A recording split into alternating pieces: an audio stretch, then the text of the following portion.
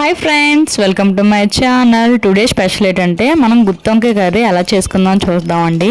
ముందుగా కొద్దిగా వాటర్ తీసుకొని అందులో సాల్ట్ అనేది యాడ్ చేసుకోవాలి. తర్వాత మనకి చిన్న చిన్నవి వంకాయలు ఉంటాయి కదా, ఆ వంకాయలు ఏమో 4 గంటలు వచ్చేలాగా వాటిని కట్ చేసుకొని పెట్టుకోవాలన్నమాట సైజులోని. ఇప్పుడు మనం ఒక మిక్సీ జార్ తీసుకోవాలి. అందులో కొంచెం ఆనియన్స్, కొంచెం వెల్లుల్లిపాయలు, కొంచెం జీలకర్ర, కొంచెం లవంగాలు, ఒక 2 చెక్క, అనాస పువ్వు అనేది యాడ్ చేసుకొని అది పేస్ట్ అయితే చేసుకోవాలండి. పేస్ట్ చేసుకున్న తర్వాత ముందుగా ప్యాన్ పెట్టుకొని అందులో ఆయిల్ అనేది యాడ్ చేసుకోవాలి.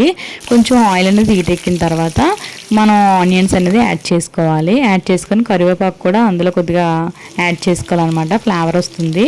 ఇప్పుడు కొద్దిగా దూరగా వేగిన తర్వాత బ్రౌనిష్ కలర్లోకి వచ్చాయి కదా, తర్వాత టమాటో యాడ్ చేసుకోవాలి. నెక్స్ట్ కొద్దిగా చింతపండు అనేది యాడ్ చేసుకోవాలి. మనకి టమాటో పేస్ట్లో అయ్యేటప్పటికి కొంచెం సాల్ట్ అనేది యాడ్ చేసుకుంటే మనకి టమాటో అనేది బేగా స్మాష్ అయిపోద్ది అనమాట.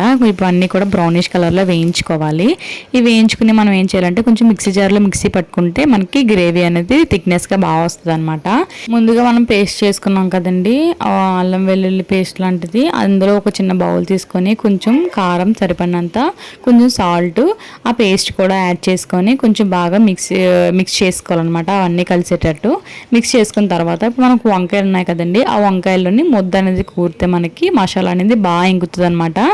కారం, ఉప్పు అన్నీ సరిపోతాయి తగ్గట్టుగా. అన్నీ కూడా అలాగే చేసుకొని అన్ని వంకాయలు అలా చేసుకొని నెక్స్ట్ ఉల్లిపాయ టమాటాలు అన్నీ వేపాం కదండి, అదే ఆయిల్లోనే మనకి ఈ వంకాయలన్నింటినీ కూడా వేసేసుకోవాలన్నమాట. వేసుకొని కొంచెం బాగా మగ్గనివ్వాలి. మనకి మగ్గనిస్తే మనకి నూనెలో అలాగా వంకాయ అయితే బాగా ఉడుకుతుందండి.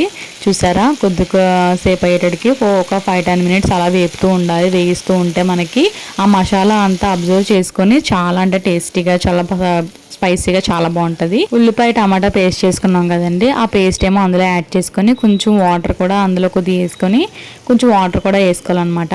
ఇది పేస్ట్ అంతా కొంచెం పచ్చివాసన పోయేటంత వరకు ఆ మసాలా ముద్ద అంతా ఇంకేలాగా కొంచెం అటు ఇటుగా కలుపుకొని సిమ్లో పెట్టుకోవాలండి. ఇప్పుడు సిమ్లో పెట్టుకుంటే కొంచెం బాగా ఒక 10 మినిట్స్ ఉంచిన తర్వాత ఒక బౌల్లో తీసుకొని సర్వ్ చేసుకుంటే గుత్తొంకాయ కర్రీ రెడీ. లైక్ చేయండి, షేర్ చేయండి, మన ఛానల్ సబ్స్క్రైబ్ చేయండి. ఇలాంటి మరికొన్ని వేస్తే మళ్ళీ కలుద్దాం. Bye friends.